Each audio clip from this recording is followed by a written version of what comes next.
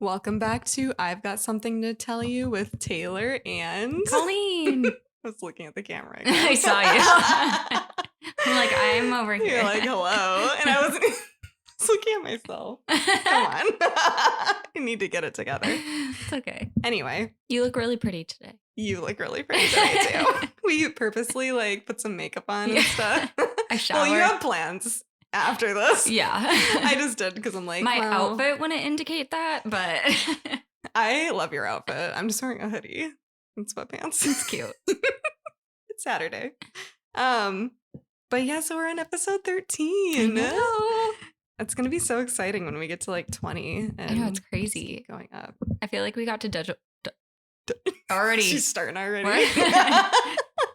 We got to double digits really fast. Yeah, I know. I feel like after this, it'll just go a lot faster. Yeah.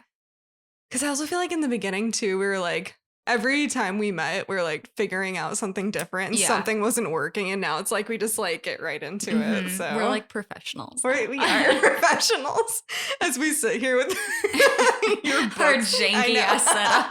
I was like, I need another book to put my mic on. Let me find some. And our little soundboards. Our soundboards that sit on little baskets. I love them. You know what? We're resourceful. We are. It's so cute.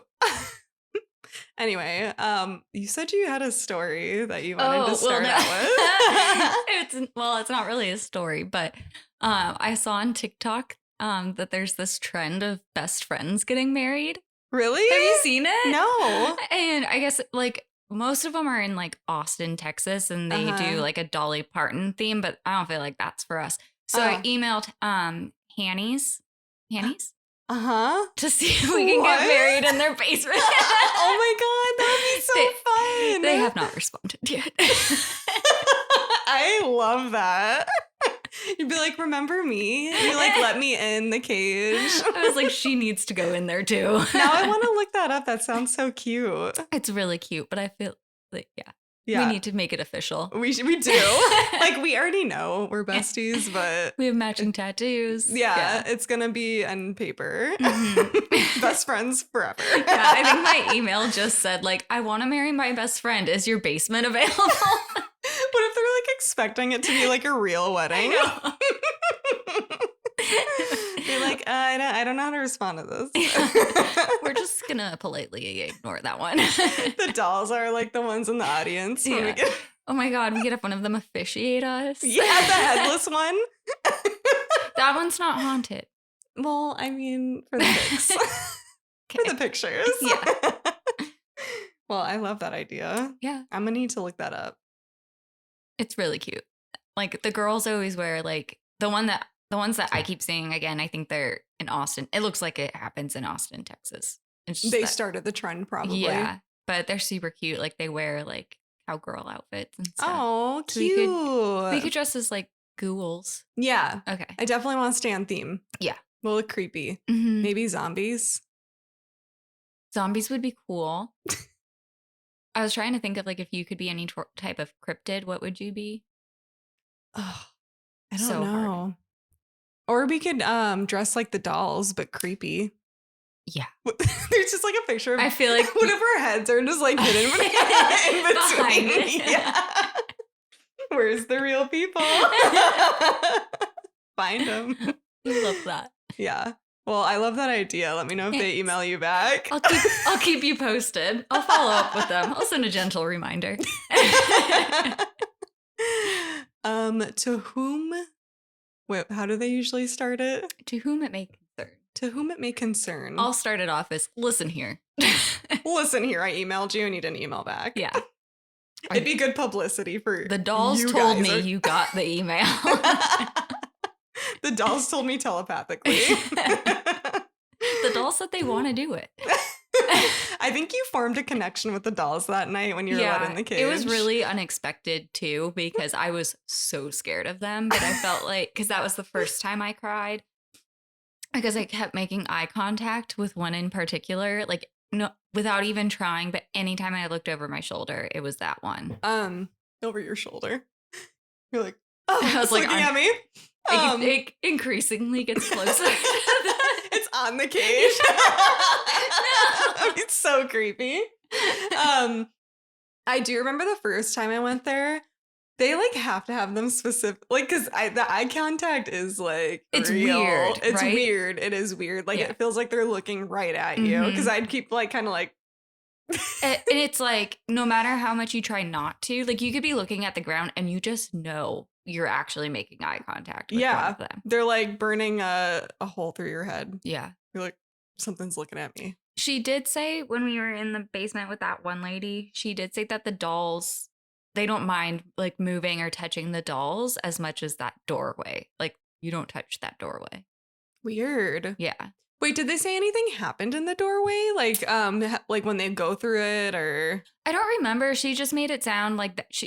She said that out of anything, she doesn't fuck with that doorway. Oh. Yeah. Interesting. So I don't know exactly what happened. She probably did tell me at some point, but I was so freaked out. There was a lot going on. Yeah. I want to know now. Well, when we go and have our marriage, we can ask them. Okay, yeah. We can bring our recording stuff. Mm-hmm. They're like, okay. Instead of vows, we just share stories. Yeah. We're like, can you tell us about that scary thing that happened with the doorway? She's like, okay. They're like, man, this is an establishment that we are actually running. I know. We just run amok in the whole restaurant. They're like, can you please leave our chefs alone? Please stay in the basement. They lock us in. Yeah. All right. Well, I'm glad you're on board. I had a feeling you would be. Of course I would be. I was not expecting that. I thought it was going to be something that happened to you today. And I was like, oh, hell yeah. No, we for sure need to do that. Just planning our futures together. Yep. Till death do us part, except not really, because then we'll be ghost best friends. Yeah. Future ghost besties. Yeah. So cute. I would haunt some people with you. That would be really fun. We would have so much fun in the afterlife. Except I feel like you would accelerate a lot faster on like ghost levels than I would. So like, just don't leave me behind, okay? I could see you like you're just in the hallway like trying to turn off a light.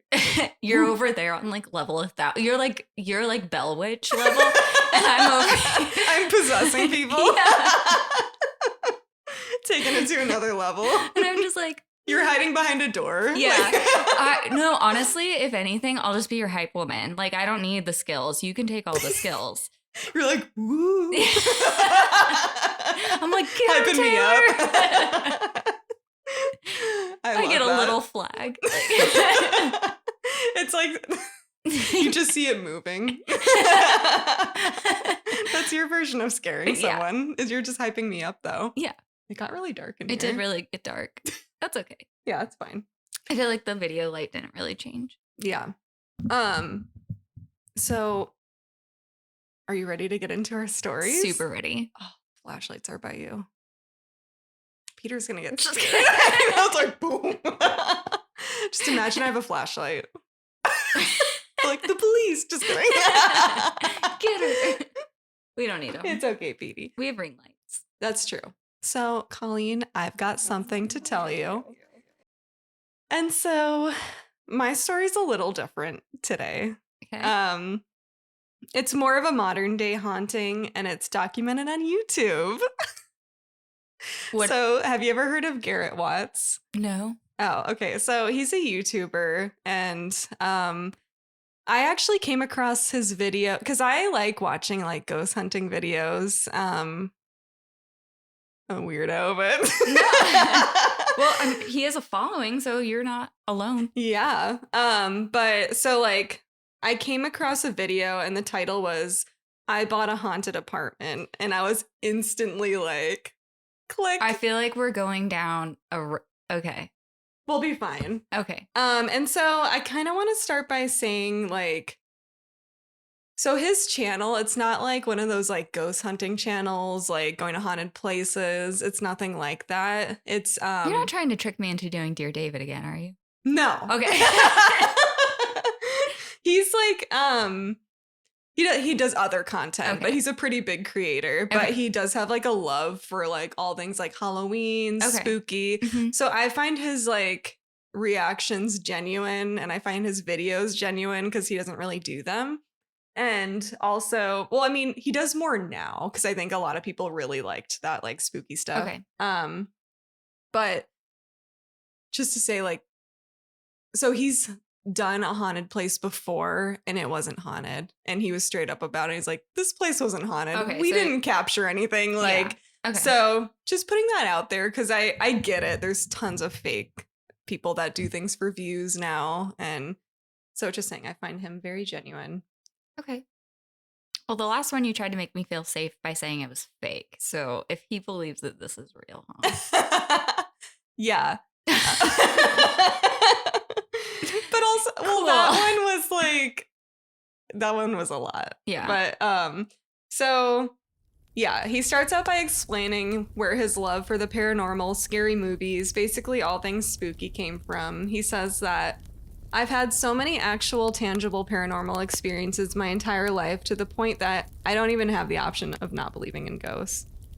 And he goes on to say, I've heard them, I've been invited into and been shoved out of buildings by them. So I just love this stuff. I don't like when they can touch you. I don't like that either. You just said you loved it. I don't like being touched by the ghost. Okay. I mean, I like hearing about other Yeah. other people. Third party experience. But not me. Yeah, gotcha. So he goes on to explain why he why he rented this haunted apartment. All of his family lives in Spokane, Washington, and I thought you'd appreciate that because you're from Washington. And he goes there to visit often. He was walking the streets of downtown Spokane, and he happens across this very old building. Did I say something wrong? Just because I know it. Huh. Spokane. Oh, Spokane. Yeah. Okay, thank you. Because I'm gonna say it like a lot And more I don't time. normally know the right pronunciation. But this one you would, because Yeah. you're like Okay, from there. sorry. No, thank you. Spokane. Okay, Spokane, Washington. So he's walking the streets of downtown Spokane, and he happens across this very old building that catches his eye, and he feels drawn to it. He explains that it has like a magical vibe to it.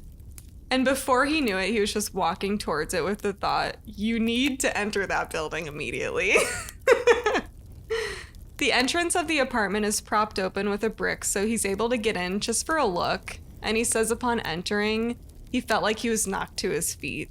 Whoa. Like he could feel that the building was like paranormally active, and it feels as if he was like stepping into 1905 and like leaving the modern world behind because it's just so old looking. I mean, it is old, but Has he said like, sorry, because I don't know who he is. Like, he's obviously sensitive to like spirits and stuff, but has he always been that way?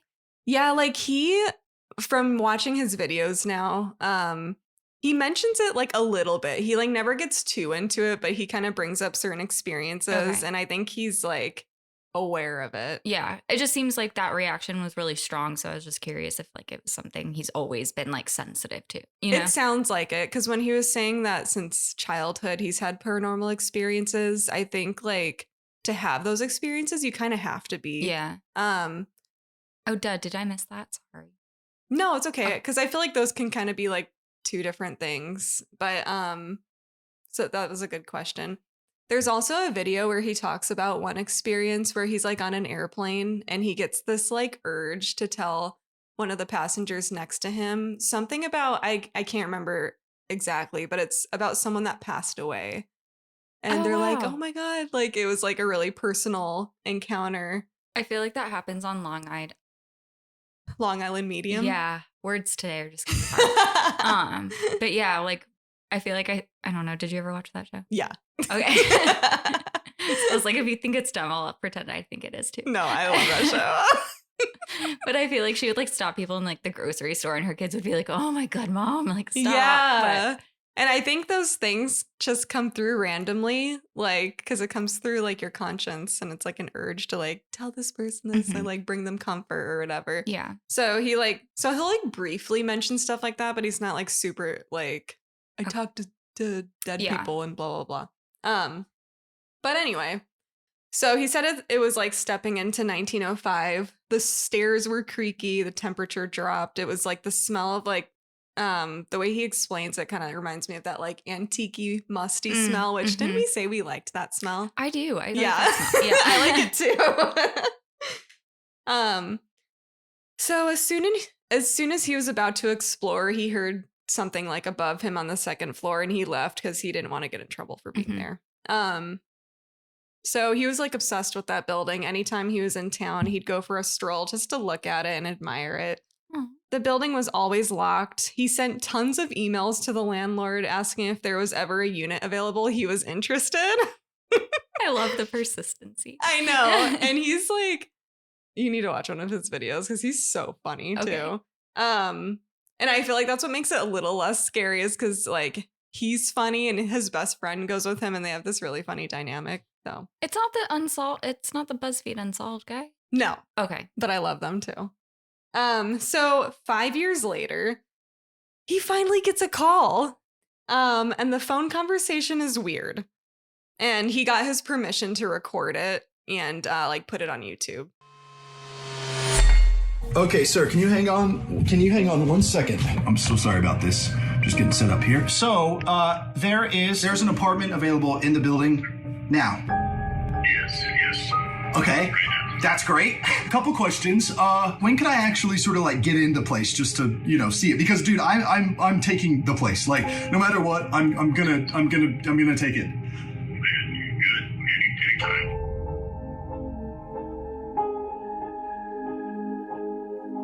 Ah! Okay, sorry. That's very exciting. Okay, cool. When did the last tenant move out? I'm just curious. She, hold on.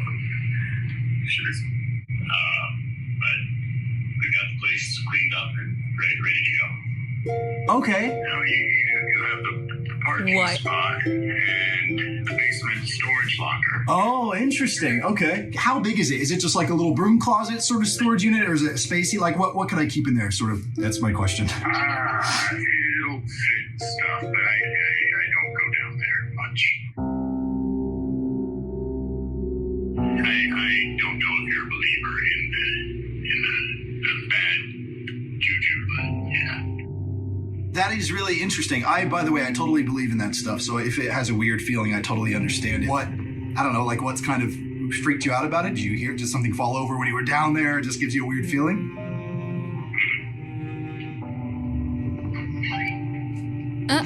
Thank you so much. That's very exciting. Thank you. So That lady died. That lady totally died, huh? So later, because his sister works in downtown Spokane, close to that building, she Mhm. said she saw an EMT leaving and what looked like a body they were carrying from it. Yeah.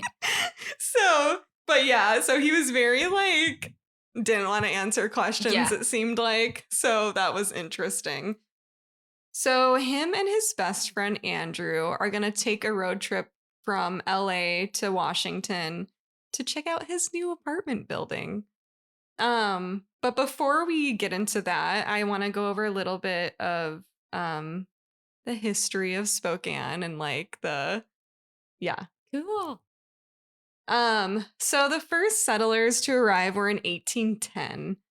Tons of spooky history above ground, but what lies below the streets of Spokane is even more haunting, in my opinion. There's a whole intricate system of underground tunnels that run throughout the city that is now deserted.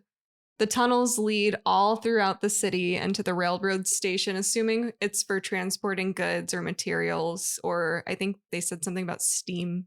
Hmm. Steam. I think they something. have them in Seattle too, Yeah. because you can take those tours. Mm-hmm. I'm actually going to Seattle in September, and that's literally the first thing I want to do.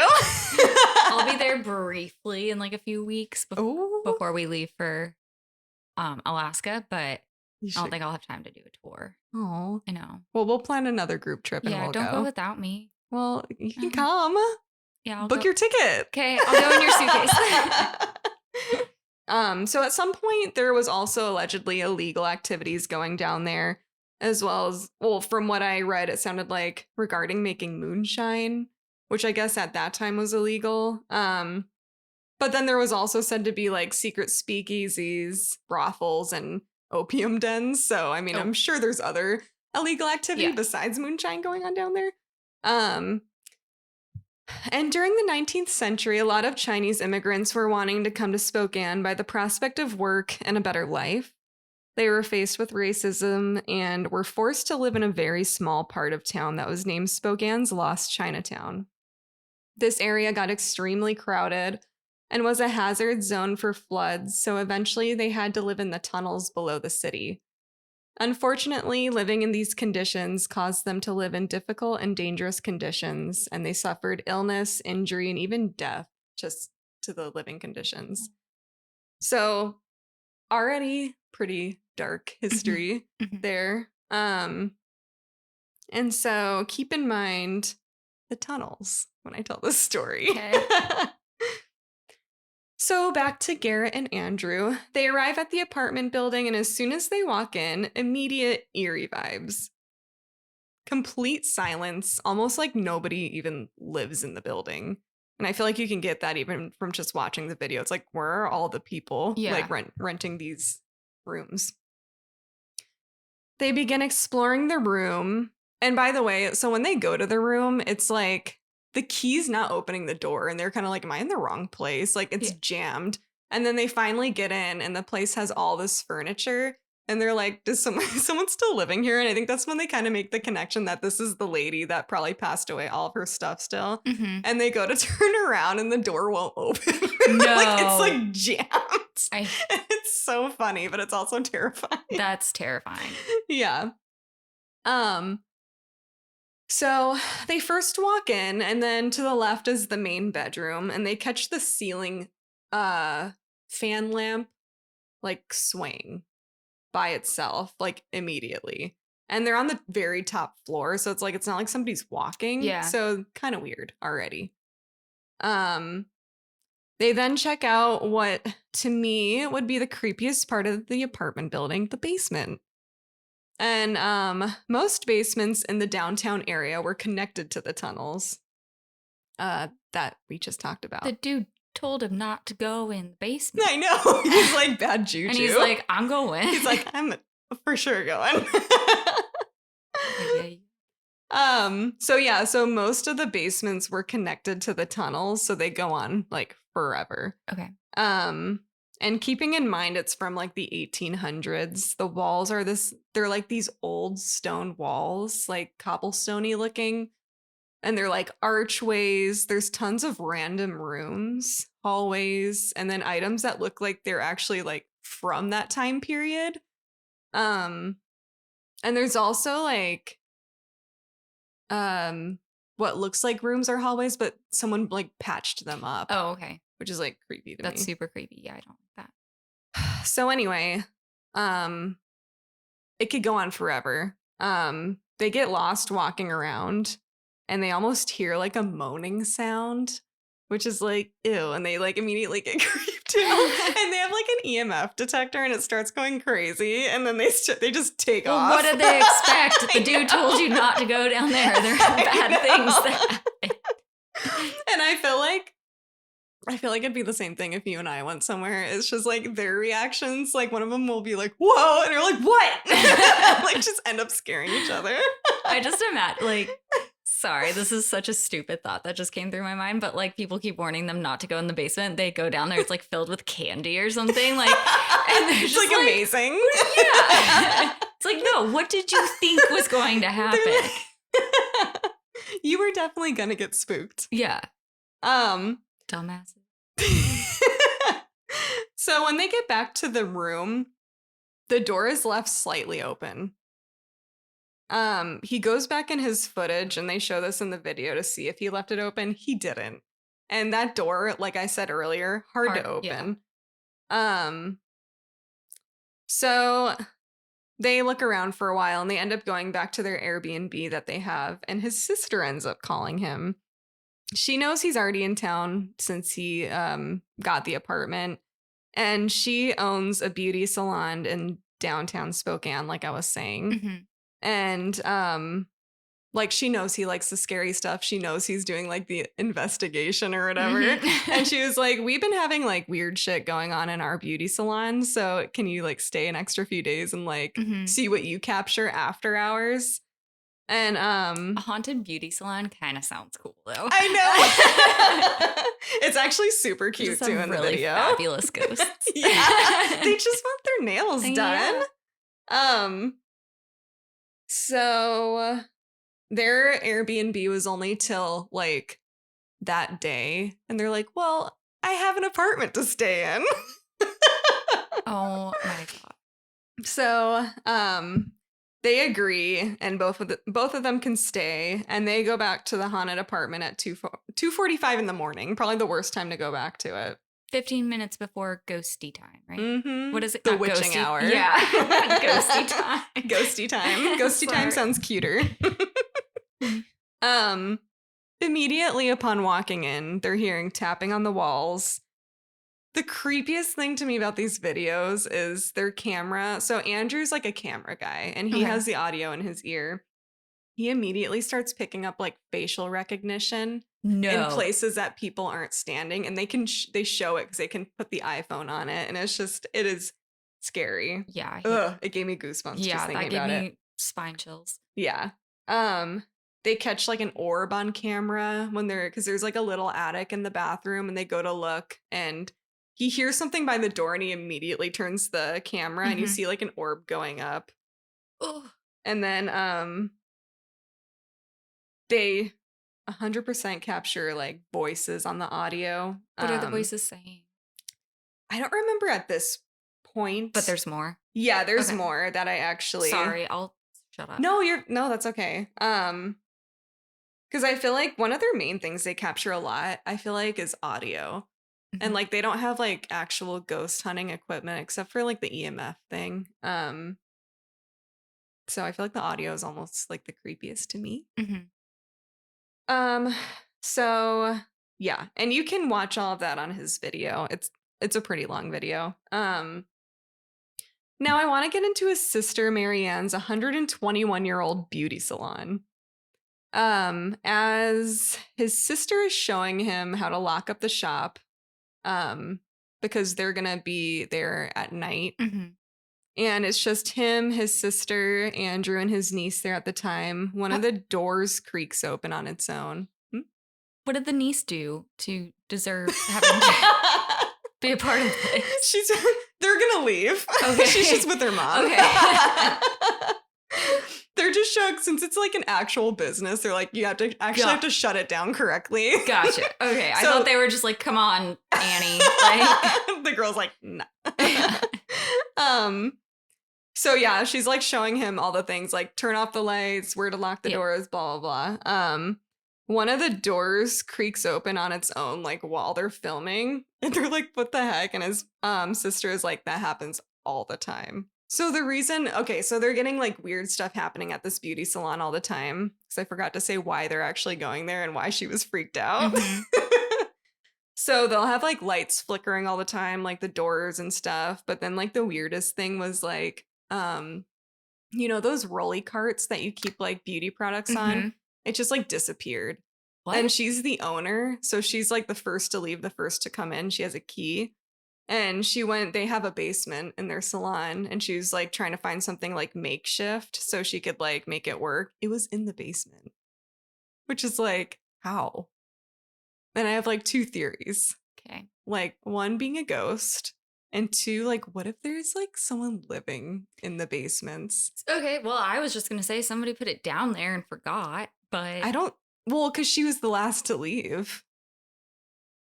And she locks up. So like there's nobody that would even be able to do that. yeah. Well, and if all the basements are connected by those tunnels, somebody could easily be like moving. And one thing I didn't notice that he said is like if they lock the basement door or not. Mm. When I was watching it, I didn't see him unlock it. But again, that's still scary. Yeah. Like someone creeping up. But anyway. It was a Ninja Turtle. It was the Ninja Turtles. They're Yeah. like, where's the pizza party? Yeah.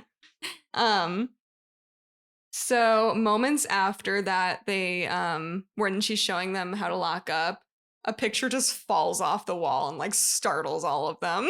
And they're like, okay, well, bye. Good luck. Yeah, so they leave and it's just Garrett and Andrew. And in the back room, which is the break room, and that's where the basement is, it's like stairs that go down, then the basement. I'm Super literally creepy. never going in a basement again. Have you been in a basement? Yeah, I lived in the basement. Oh, you lived in a basement. Well, I guess that I don't know if that counts. Yours was a nice basement. I was gonna say I also don't think it counts. Not It's from like 3 1800. steps. Yeah. I forgot about that though. So they're in like the break room where the basement is. They immediately hear like a thumping sound in the basement, like every so often, and it's like dead silent in there. Moments later, so Andrew's capturing footage of the salon at night, and then you hear his like, because they have iced coffees. It's sitting on a table, and I was like, love that. You hear it slide and fall off the table and break, and then you hear Garrett freaking out. And he shows his heart rate monitor, and it's at like 160 beats per minute. He's like, I didn't do that. It just like flew off. It's like, it's really scary, but it's also kind of funny. But I was it's just gonna like, say. it's crazy. And I feel like I'm glad he showed his heart rate, because otherwise you could be like, that was totally him. Yeah. But I don't think so. Ghost cat. I feel like they even said in it, they felt like the ghost was like, whatever it was messing with Andrew specifically, because it was always when he wasn't looking. And he kept feeling it like someone like touching him too. Ugh. I know. So he starts walking down the stairway to the basement, and he opens the door, but then turns around to go get some stuff that he wants to bring down there. Andrew catches a voice in the audio that says, "Do it tonight." Oh, do what? I don't know. And then he goes on to hear more voices, and as they get into the basement, one says, "Come back." No. I wanted to play it on here, but it's like you have to have like headphones to really like make it out. That's fine. So No. if you guys listening want to go listen to it, go ahead. I don't. Oh yeah, and I say you can hear these clearly with headphones in. They start feeling the temperature drop and keep feeling as if they're being tapped on the back, which hate that. And then one thing that I feel like you would appreciate is when they do these like checking out haunted places, he creates these like no scared rooms. And it's like a room where you can gather yourself together if it gets too scary. I do love and he that. buys these like bright lights. Like it's like a fun room, but it's Yeah. like it just looks like out of place because it's like this creepy ass basement. And he brings like a big cutout of Will Smith. It was so funny. What? I love that. I know. I love the idea too, and we should have done that when we did the San Carlos. Yeah, I was gonna say if you could pick a cutout of any celebrity to bring with you that would like give you comfort, who would you pick? Me? Yeah, like who would you be your Will Smith cutout? I feel like it would have to be like somebody funny. I don't know why Jack Black comes to mind. That's a good one. I like that. I like immediately thought of him. I was like, but I It love seems him. like he'd be cuddly. What about you? Andy Samberg? Oh yeah, he would be perfect. Yeah. The funny guys. So the basement is similar to the basement in the apartment complex. Everything looking like it was built in the 1800s, because it was. There's doors, halls everywhere. The first thing they see is a door with a big wooden panel over it, like boarded shut, which is like immediately creepy. It looks like it's trying to keep someone out. Yeah. And there's entire rooms, like I said before, that are just boarded up with drywall. And yeah, in conclusion, the apartment and the beauty salon are haunted. And I think that what they have in common is the tunnels. It's dark history. And I think it's just spooky vibes there. That's crazy. Wait, so does he still live in the apartment? So he lives full-time in LA, and I think he bought that apartment for when he visits. But after that, he never goes back again until his lease is up, and he has a whole other video of him getting his stuff, but this time he's by himself, and he captures it's creepy stuff. And I feel like it's more like subtle, which is more normal. Like there's nobody jumping out. Yeah. But like there was one part where he's like filming. I think he leaves up a camera, and you know how like the old school TVs, like the VCR underneath has like the red light. Mm-hmm. You see something pass by it, like the red light disappears. I And it's just, and the facial recognition goes crazy in that one. And that one is just scary. But I didn't cover it just because I felt like this was already going to get kind of long, but it pretty much sums it up. Yeah. But anyway, I that really was my liked it. story. That was It's a little cool. different. I like that.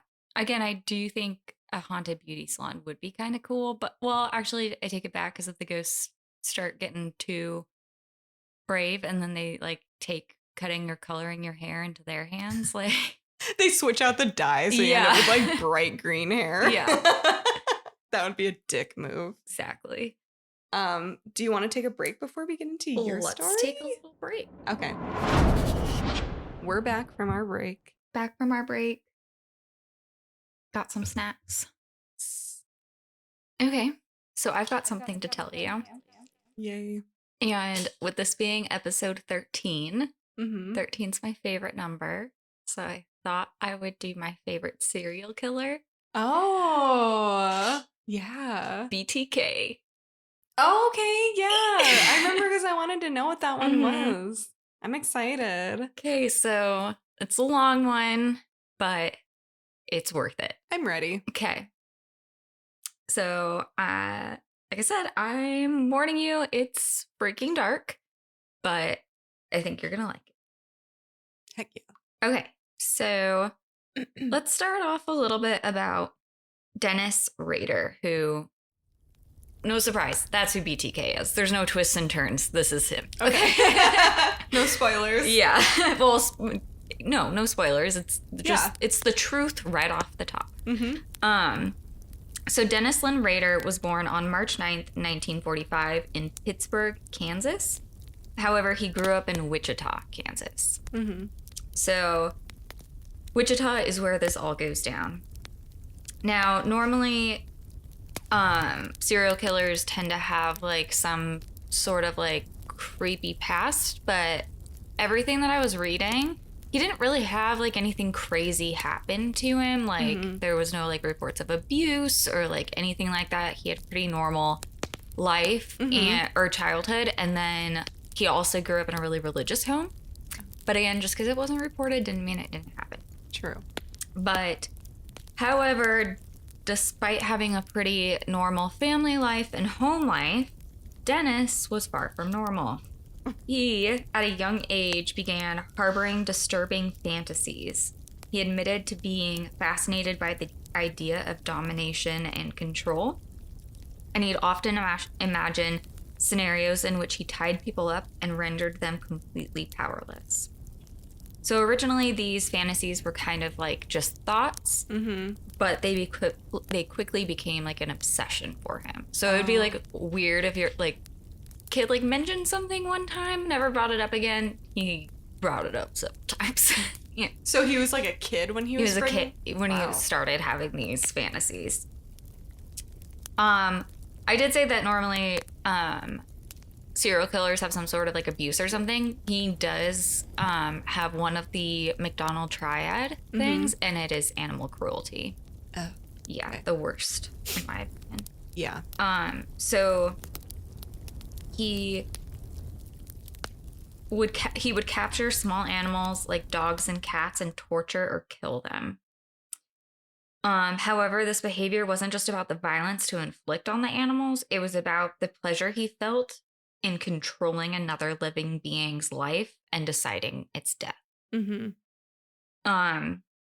In his own words, Rader later said that when I was in grade school, I sort of had fantasies of what it would be like to strangle a person. I guess it started from there. It was a powerful feeling. Grade school. Yeah. That's crazy. So that's when you put the kid in the basement and say, stay there. Just kidding. Don't Yeah. put kids in the basement. I'm like, yeah. Just kidding. But so, like I said, he just continued to, this fixation on like power and over controlling another person really started to grow. That's so weird. I wonder where it came from. I don't know. And I don't have the answer in my story. Yeah. Sorry. That's okay. It's just like a random thought. He also developed a fascination with women's underwear. So he would steal lingerie from his neighbor's clothesline. So like the thing, like, you know, you put your clothes out on like a line, like old It school. like sounds like a sitcom or something. I know, right? Like the line. Reading with Rader. Yeah. Panty Rader. Ew, panty's such a gross word. I can't believe I just said that. Ugh. I gave myself like the ick. Yeah. Sorry. It's so funny. I don't like that word either. It just was came funny out when you said it. Gross. Don't hold that against me, people. I don't normally use that word. You're like, that's not normally in my vocab, okay? Yeah, I don't know where that came from. Okay. Anyways, back to this skis ball. I was invoking the character. I was just gonna say I feel like he would say that word a lot. Yeah. You're tuning in. Yeah, I was vibing. Okay, so he I have to say the sentence again. So Rader admitted he had this fascination. He would steal the underwear and lingerie from neighbors' clotheslines, and he would keep them as like trophies. So he would take them and he would hide them in his room. He said, I would hide them, look at them, and daydream. Okay. Yeah. He seems like a P-word type of person. Mhm. So this fixation on women's clothing and private belongings became a reoccurring element also in his later crimes. So he's big on souvenirs. So like this started just very early where he would take things and hide them, but it's gonna become a theme. So by the time he reaches adulthood, these early fantasies and behaviors have now evolved into a full-blown obsession. Rader began keeping notebooks where he would detail his fantasies. He'd also draw these really creepy sketches. And I can show you some of the sketches, but I don't know if you really want to see them. But you like if you just Google BTK sketches, there's a lot. Ooh. Yeah. Okay. There's also photographs if you ever want to look at this. I don't. So I'm not gonna make you do that. Thank you. You're welcome. He would later refer to these notes as his blueprints for the murders he called his projects. So he had these like code words that he would make up for himself. So blueprints, projects. There's also another one that comes later. Trolling, like stalking, he would call trolling. Oh. Or hunting. He'd call it hunting a lot too. Yeah. Okay. Well, so now that we know what a creep he was, we're going to get into even more of how much of a creep he became. So now we're jumping to 1974, and Rader is an adult. He's working. He works as a ADT representative, so he's actually in security. Yep. Oh, okay. Yeah. So he's installing security systems. He is also a Boy Scout troop leader. And what? Yeah, and an active member of his church's community. That's crazy. Yeah. So he's also married, and he has 2 kids, his son Brian and daughter Carrie. There's a cool or I don't know if it's really like a documentary, or I don't know what you would call it. There's an interview with Carrie, the daughter of BTK, that is chilling. Really? Yeah. I want to say it's like a 60 minutes, but it's after every. Yeah. It's like years later. Oh, yeah, okay. Because Wow. Okay, so cool. Happy stuff over. We're just gonna get right into it because there's a lot to cover. Okay. So Rader's first kill, and this is before he's been coined as BTK, happened on January 15th, 1974. And this is an entire slaying of a family. So just prepare yourself, okay? Okay. The victims were Joseph Otero, his wife, Julie, and their 2 children, Joseph Jr., who was 9, and Josephine, who was 11. While this was Rader's first known murder, it was anything but impulsive. As I said before, he really liked stalking people. Mm-hmm. So he would hunt, like I said, he would hunt them before, and he could spend days following people. So he would like know their routines. So he had been stalking the Otero family and planned the attack for weeks. Rader first noticed the Otero family while driving through their neighborhood.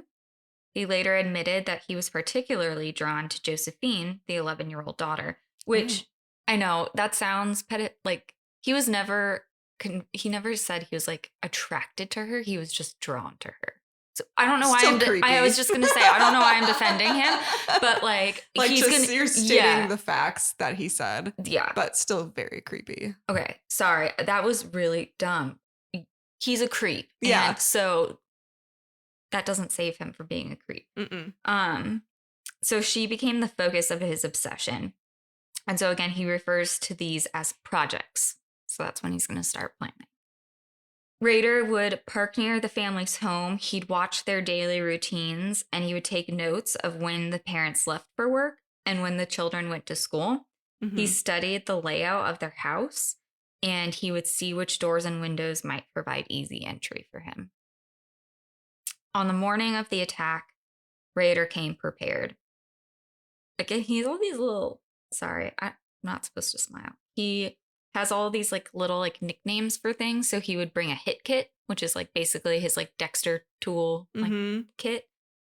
So his hit kit had a gun, cords, tape, and other items he planned to use to control and kill his victims.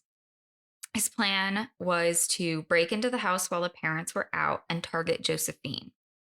However, when he did get into the house through the back door, he was surprised because the entire family was home. Oh. So despite being caught off guard, Rader quickly pivots and he uses the gun to intimidate the family. He told them that he was a fugitive on the run and he needed food, money, and a place to hide. He gained their compliance by making them believe he wouldn't harm them if they cooperated. And this happens a lot. Like he'll tell them, well, I'm not going to kill you. I'm only going to like assault you.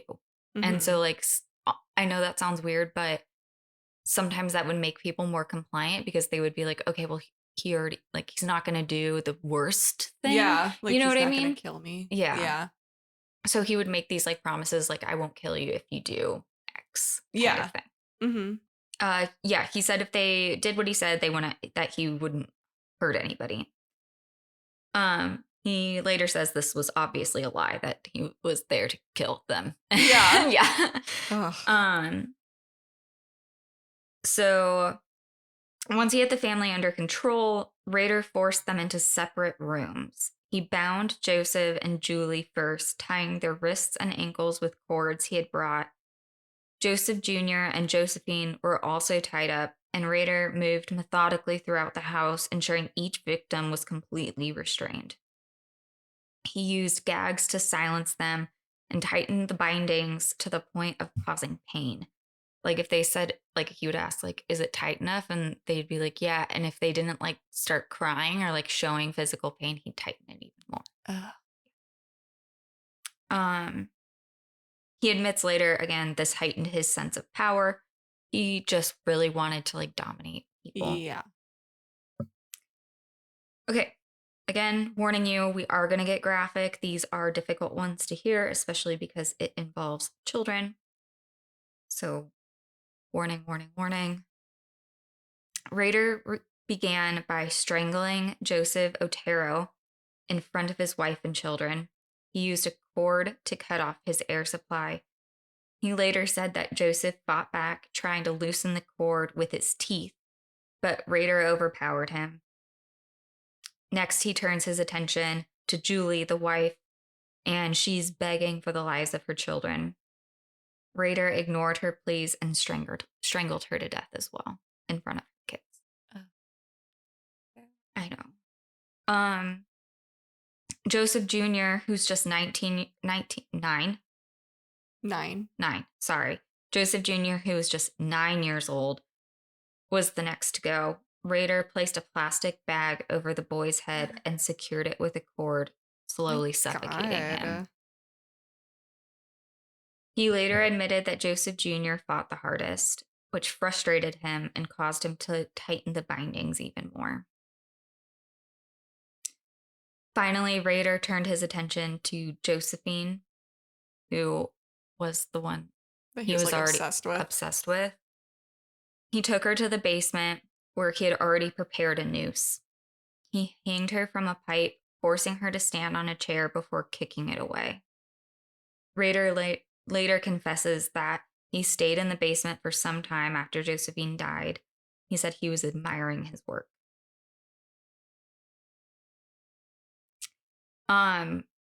So Rader gets a lot of, sexual pleasure from death. So this is why he continues to escalate, is like he's getting a sexual release from watching the deaths. I feel like I've heard that with other ones too. It's pretty common. Wait, quick question. Yeah, of course. What does BTK stand for? I'll tell you. Oh, you're gonna get into that? Okay, because I was like, am I supposed to know already? Because I can't. Yeah, no, sorry. I will tell you. Okay, cool. So the Otero family had 2 other children who came home after school, and Charlie, who was 15, and Danny, who was 14, found their entire family murdered. However, this attack was just the start. The Otero murders not only set the tone for future crimes from Rader, but revealed his methodical approach and his obsession with control. Rader said that the Otero family was his first trial run, and that the success of this gave him confidence to continue killing. BTK emerges. Okay. Okay, so Rader also has this like need for attention. I get the vibe of like the very like, did you ever see the movie, what is it, American Beauty, where like the dad is just like so ignored and like just I don't think so. Okay, well, it's like I feel like he was very like basic, and then he's doing like these murders, and so like he wants attention for the thing that he thinks he's really good at. Oh, and okay. so he's not used to having attention in his life. Yeah, like he's not used to like getting attention, and he wants attention. That's the vibe I get from him. Yeah, like kind of reminds me of the Dexter killer. Yeah, exactly. Loser, Mark. You thought we would forget? Never. Actually, should we act like we forgot about him? Like, yeah, we should. What was his name again? Yeah, I only remember Dexter. Yeah, Dexter was the only important part. Okay, so like I said, Rader has this like real big need for recognition, and with the Otero murders, the police arrest a suspect for the family murder, and that pissed Dennis off because he's like, I did all the work. Oh. So in October 1974, he sent his first letter, and this is to the Wichita Eagle. And he would hide his letters in like weird things. I didn't go too far into it, but there was one point where he was like sending letters in like cereal boxes and stuff. Yeah. What an idiot. I know. He's like, this is original. Yeah. Dumb. Okay, so he sends it inside of a library book, and the letter revealed gruesome details only the killer would know about the Otero murder. And this is where Rader introduces himself. He comes up with his own nickname, and he also goes through several iterations of like what he wants to be called. Cringy. Yeah. Like, I don't think you can nickname yourself. Yeah, you can't. So he says, the code words for me will be bind them, torture them, kill them. So BTK. So why did the people go with that though? Don't give him what he wants. I know.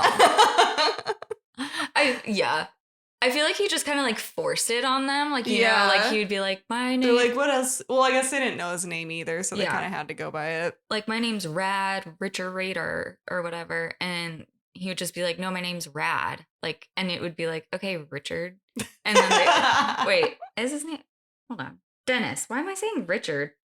I couldn't even remember his first name. Dennis Rader. I think I was just doing the You're R's. saying his last name. Yeah. Yeah. But it would be like, yeah, like if I just decided that it was my nickname and I just continue to force it on you, like he writes a lot of letters. So I He's need like just, BTK. yeah. But yeah, you're right. Don't ever let somebody nickname themselves. Mm-mm. So also in the letter, he mocks the police for arresting the wrong suspect. And from that moment on, the self-proclaimed BTK Killer became a household name in Wichita. Now we're going to go into even more murders. So the second murder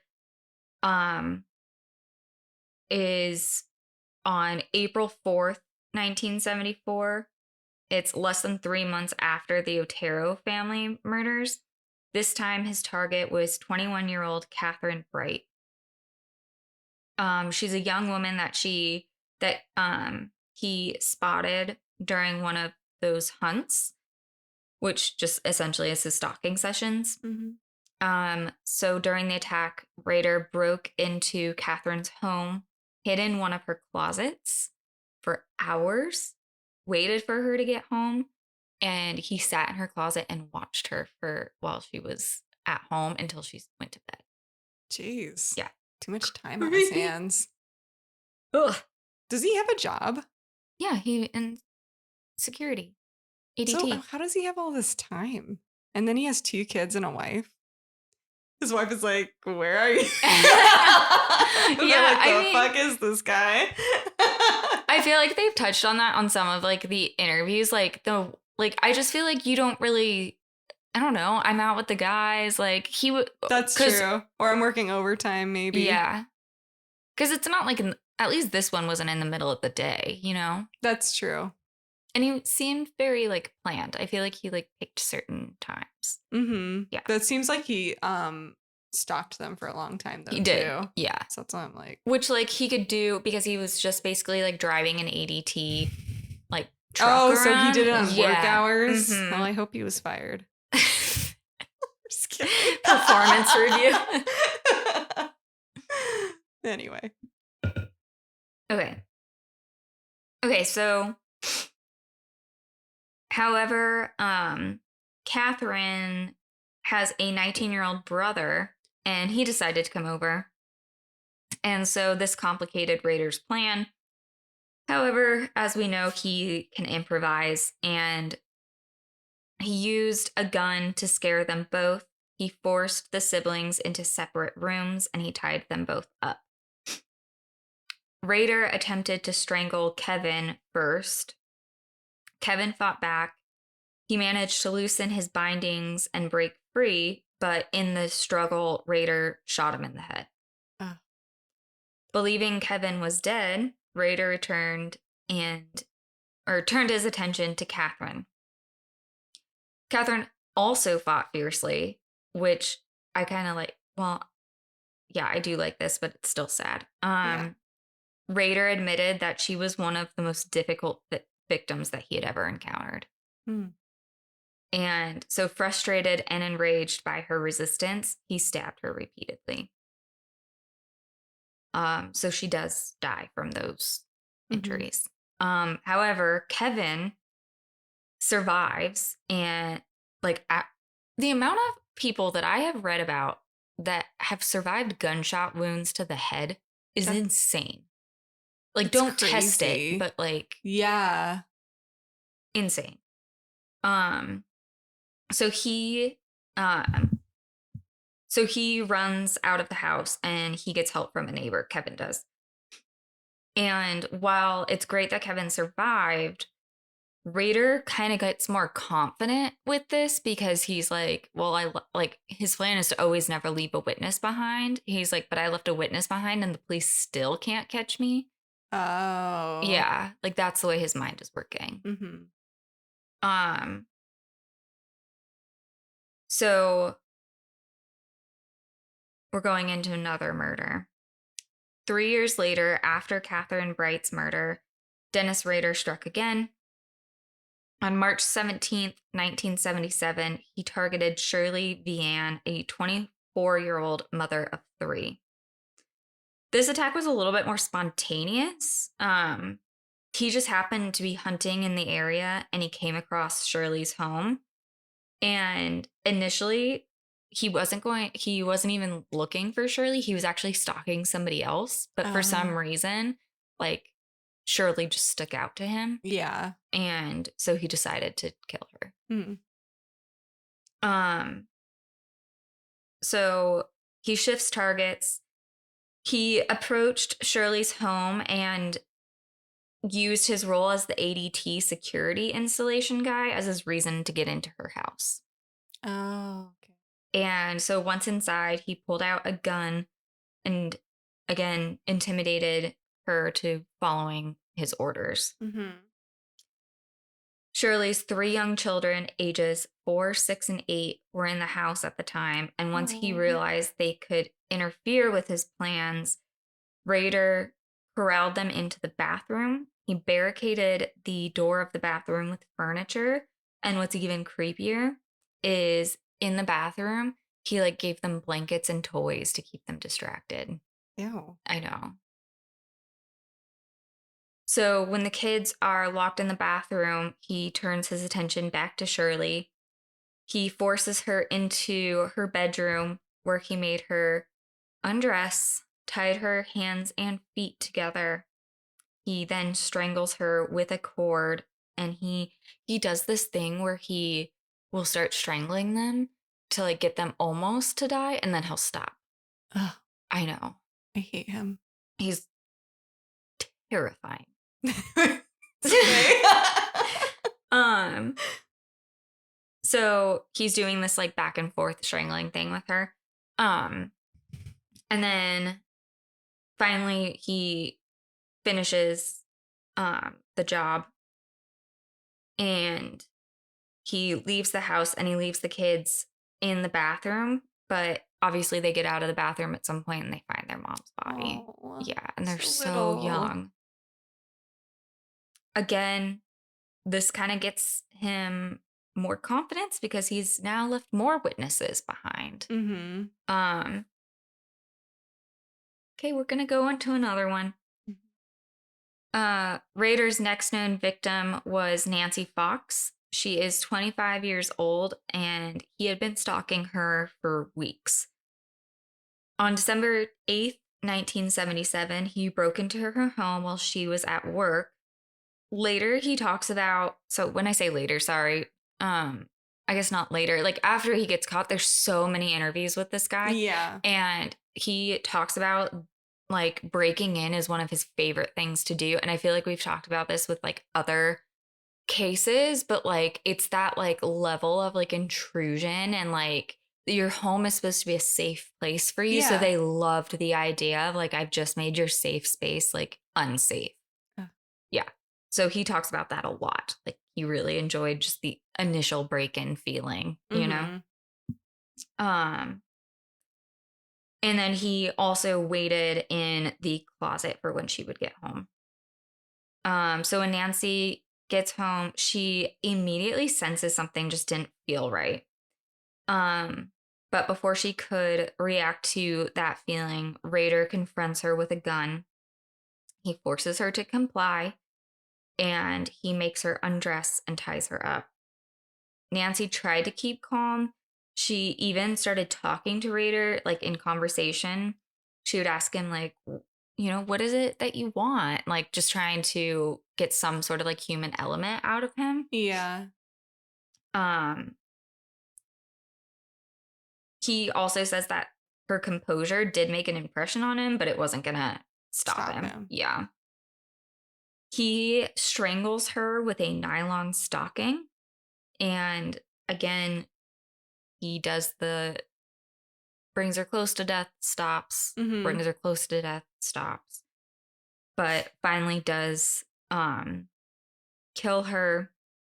He actually like hung out in her house for a while afterwards. And he rearranged her house like a little bit. That's so weird. Creepy. Yeah. And so he cleans up and tries to make sure that he's leaving behind no obvious evidence, but he like positions her in like a creepy way. Like he wants them to What? find her in a specific way. That's so weird. Yeah. So then he calls the police from a payphone to report the murder on himself. He speaks in a calm, very detached tone, and he says, "You will find a homicide at 843 South Pershing, Nancy Fox," and hangs up. Hmm. It's also reported after like I told you how he hung out in the house. Yeah.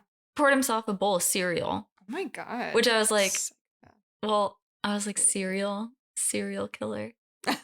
How fitting. Yeah, I was like, kind of too on the nose though, but so police arrive at the address to find Nancy's lifeless body, just as Rader, the caller, had said.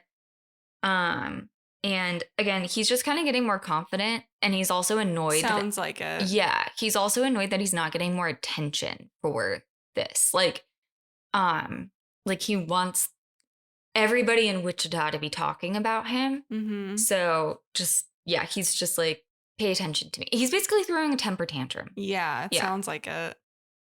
He's a pick-me. He's totally a pick-me. So annoying. Yeah.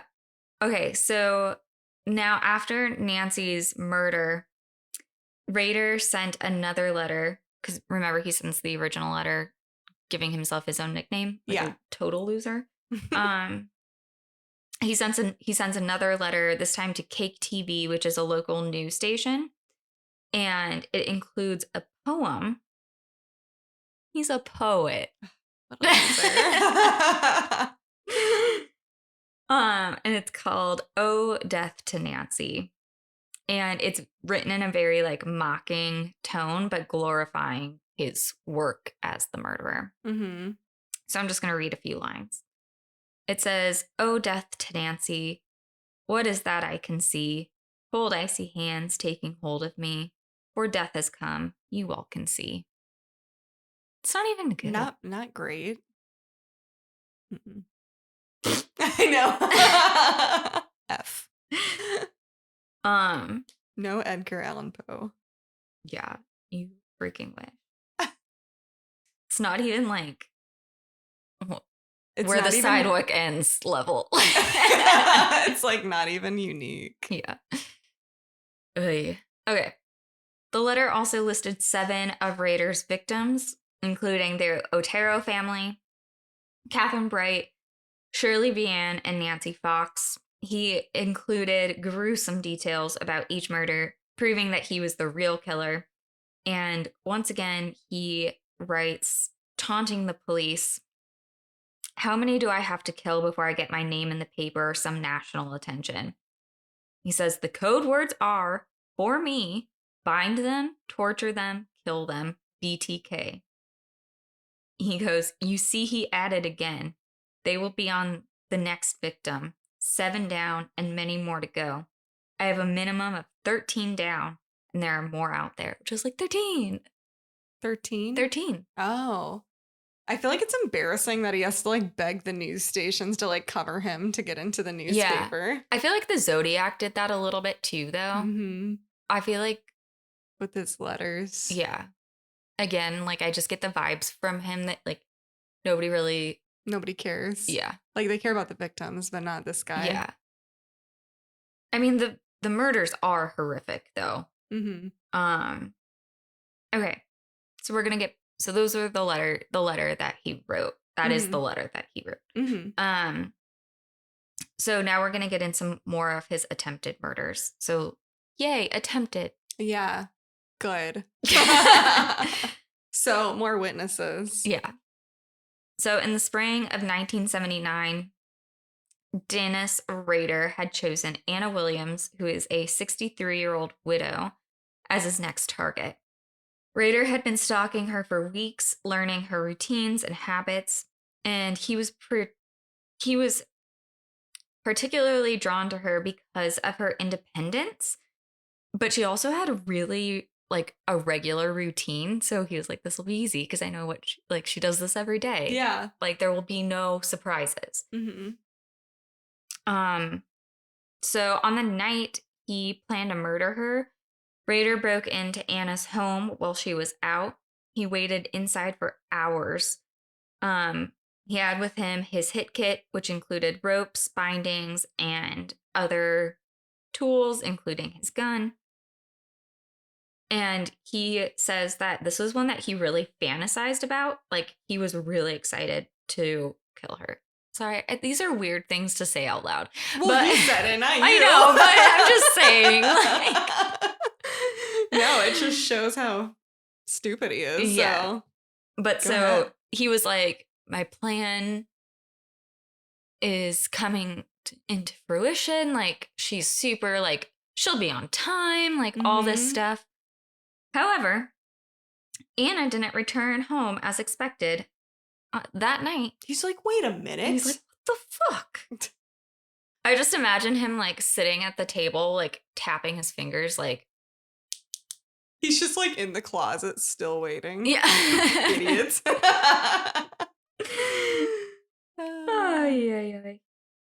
What do you think he does, like, while he's waiting? Like, do you think he brings, like, a Sudoku or something? I don't know, because it's, like, the 70s, so, Yeah. like, you don't have a cell phone. Yeah, because You're literally just sitting in a closet, you Yeah. loser. Like... Idiot.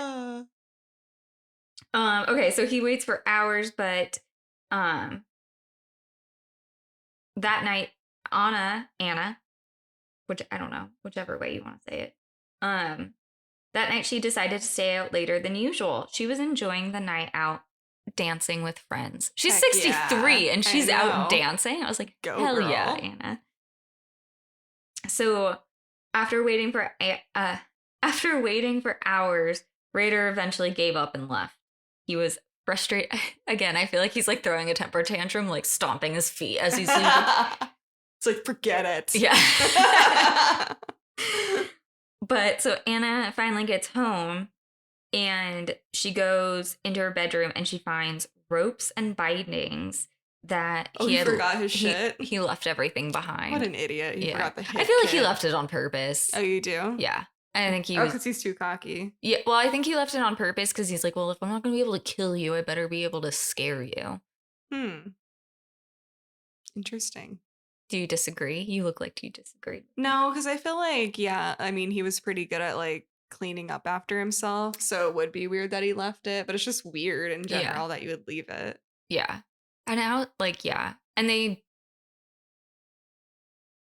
I did watch I watched a lot of these. I've been watching the BTK stuff since, like, high school. Mhm. Sorry. But I remember that one because, like, she has been interviewed about it, Mhm. and she just was like, I knew it was she knew it was gonna it was him. BTK. Yeah. Yeah. Like, and so she just immediately, like, runs out of the house. Like, she's like, no questions, no Oh, searching. damn. Like, yeah, out of here kind of thing. Dang.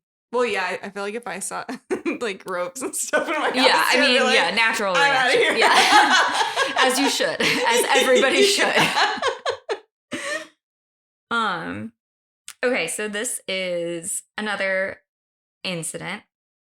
So I don't know why. I'm going to say I like this one, but I like it because she's okay. But Yeah. I feel like it's also just spooky. Mhm.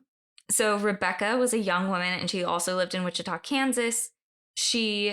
Rader was hunting her, and so he was really watching her too. He had also decided that she was going to be part of his next project.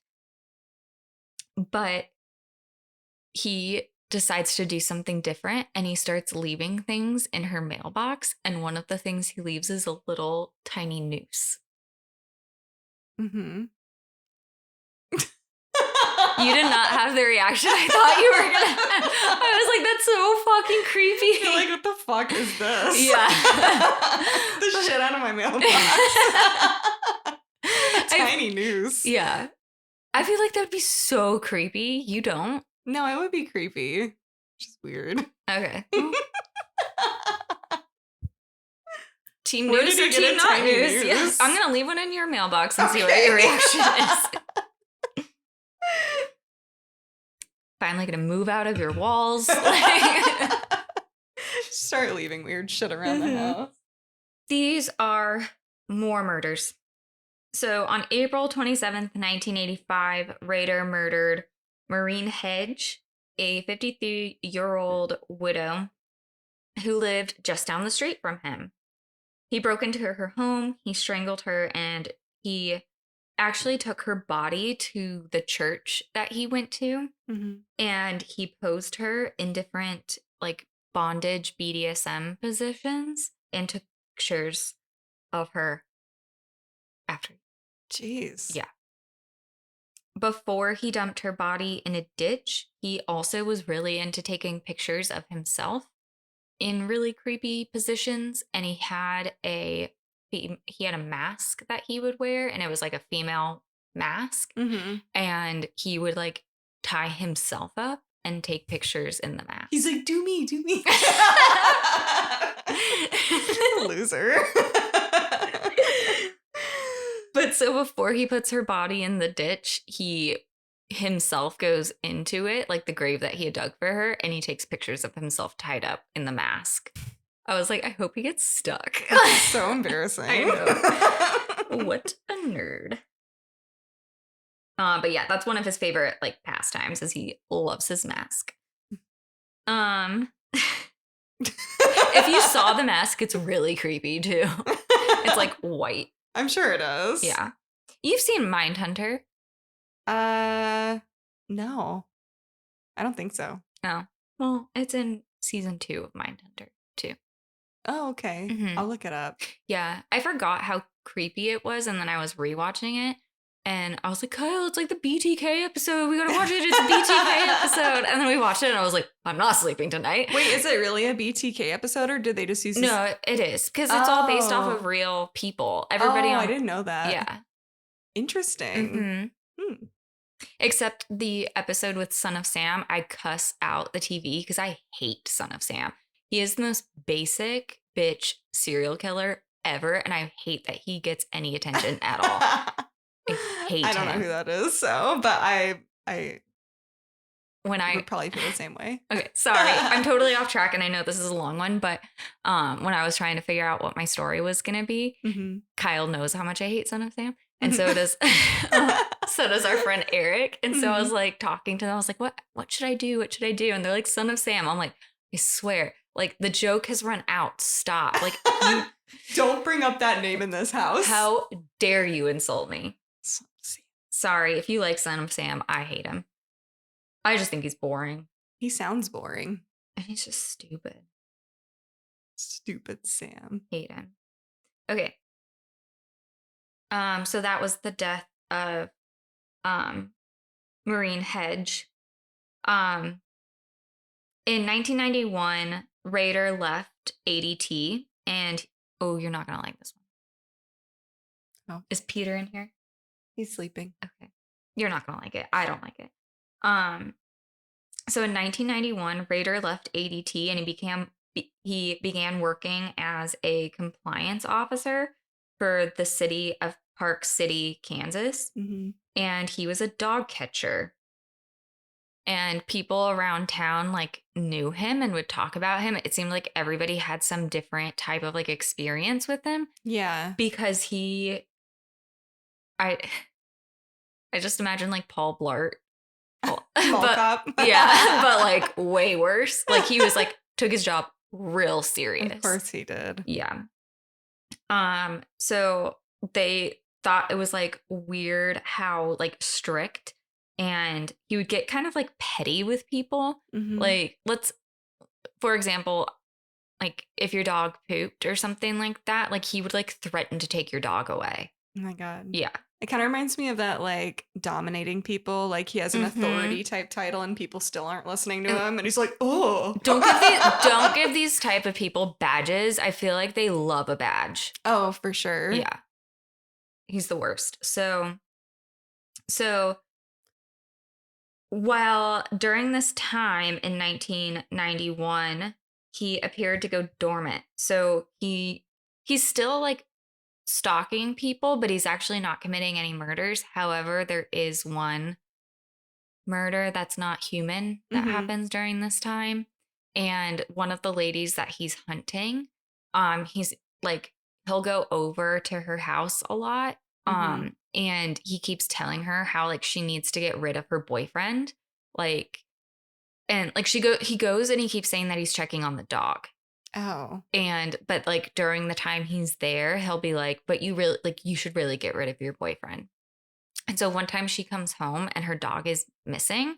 And so she goes to like, not the vet, the pound. Yeah. So she goes to the pound or whatever, like the rescue thing is, to see if maybe her dog's been turned in or found. And he took her dog and had it put down. Oh my God. Yeah.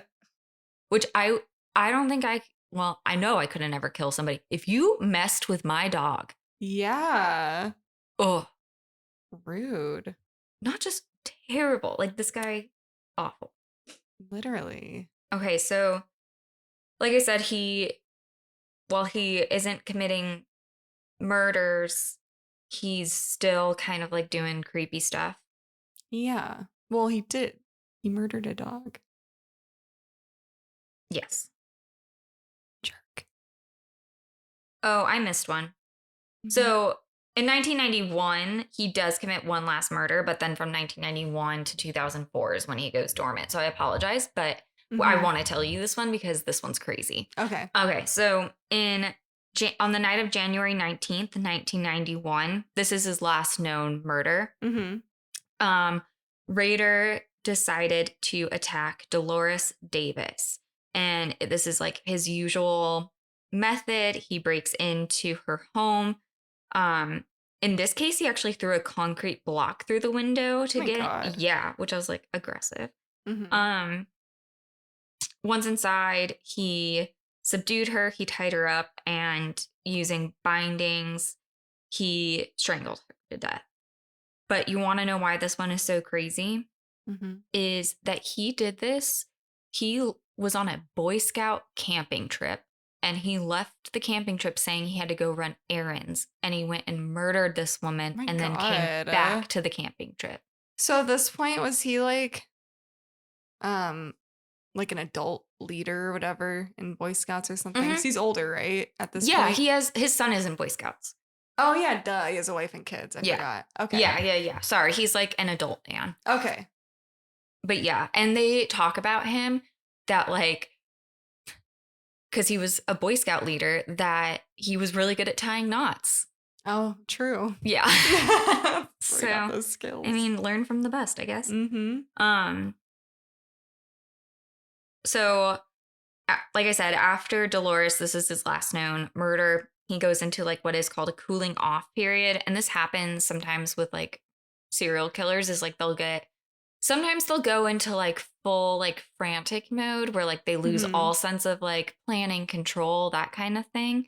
And sometimes they'll just go, like Ted Bundy, I think, did this, and they'll go into like a cooling off where they won't kill for a few years, and then they'll go back into like a killing period. Okay. So he, like I said, 1991 through 2004, he de-escalates, and then in January 2004, the Wichita Eagle publishes an article marking the 30th anniversary of the Otero family murders. The article recounts the terror. Sorry, Otero, and then having to say, that's hard. Okay. So the article recounts the terror that BTK had inflicted on the Wichita community and noted that the case remained unsolved. Rader, who had been dormant since 1991, obviously was still following the news coverage and waiting to see if his name came back. Of course he was. Into circulation. Yeah. I feel like if it was this time of day, he probably is the type of person who like Googles himself every day. What if they like messed up the acronym and it was like BKT or something? Oh, he would probably lose it. Well, he does lose it. Even though they mention him, he loses it. So he feels like forgotten. Like they're talking more about the Otero family. They're not talking about like how big of a deal BTK was. Mm-hmm. So this reignites Rader's passion, and he decides to remind them that he's still out there. So between... So, I wrote the communication resumes, but then I just read resumes and I was like, resumes? You're like, what? What did I mean by that? Anyway, so yeah, the communication resumes and he's pissed off because he's like, I need to be the headline, like not the Otero family. Oh my God. Yeah. So between 2004, he starts sending a ton of communication to law enforcement and the media. He even starts sending letters to like private citizens, like people that he think might just put the word out. Like he's just trying to freak people out too. That's so embarrassing. I know. Hate that for you, mister. So he mailed several oh my God. It's hard. I know.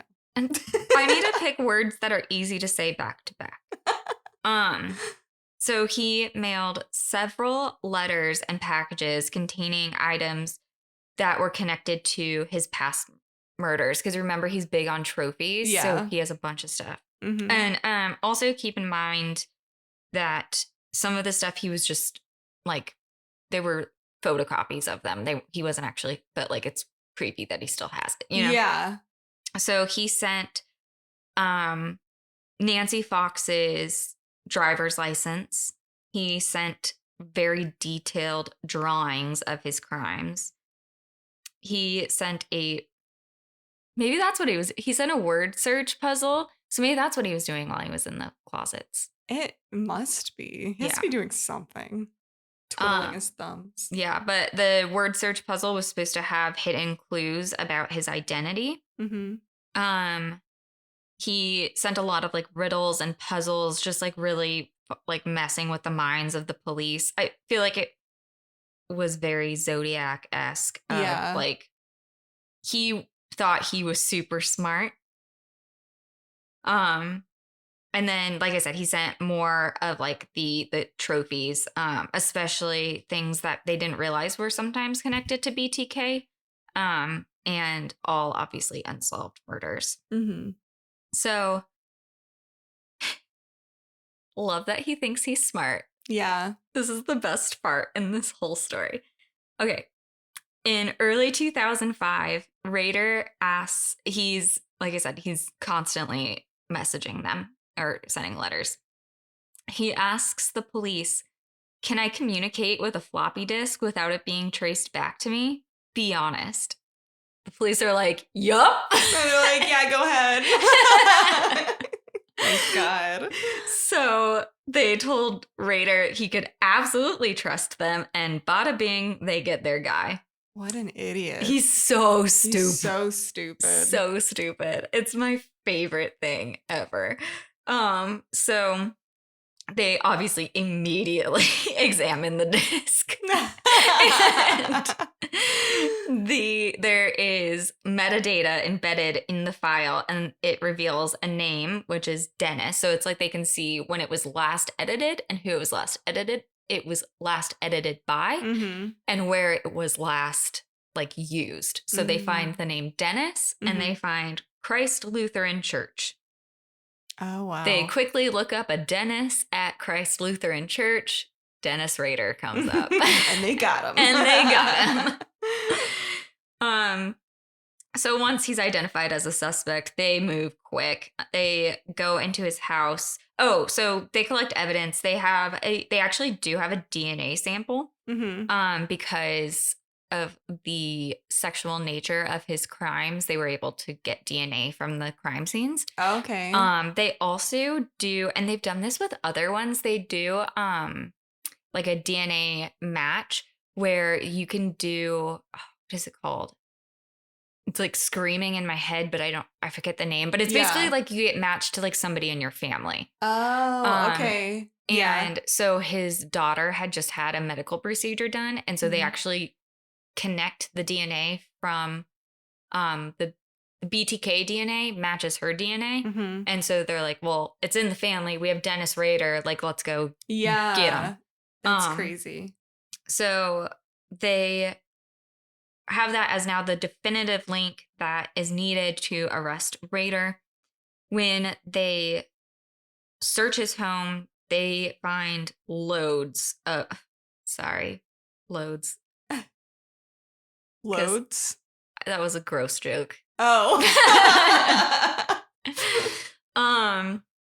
They find a lot of evidence connecting Rader to all of the BTK murders. They find photos that he had taken of himself wearing his victims' clothing and posing in bondage positions. They find notes and journals where he had handwritten the details of his crime. They find lots and lots of trophies they had kept from his victims, including jewelry and just personal items that he had taken from their homes. Mm-hmm. So all the evidence, the DNA, Rader just confesses to all 10 of the murders attributed to BTK. And when interviewed, he provides chilling details about each crime, and he has absolutely no guilt with any of them. Of course he doesn't. Of course he doesn't. In court, Rader described each murder in horrifying detail. Like I said, showing absolutely no remorse. Mm-hmm. He even smiled as he recounted how he planned his crimes, like almost like proud of himself. Ew. On August 18th, 2005, he was sentenced to 10 consecutive life terms. So he basically got a life sentence for every single murder that he did. Mm-hmm. Is he still alive? Yeah. Is he? Mm-hmm. Wow.